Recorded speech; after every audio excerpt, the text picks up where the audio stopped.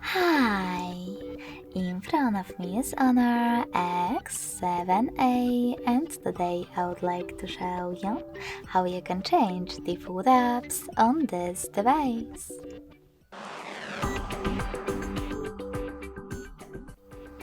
First of all, you need to open Play Store and install your new defaults.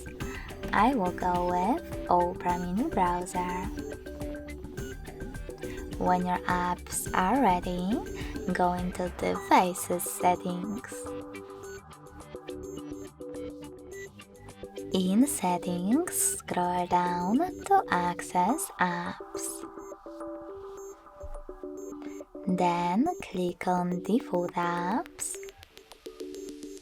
Tap on one of those sections that you wish to manage, in my case Browser app, and tap on the one that you wish to apply.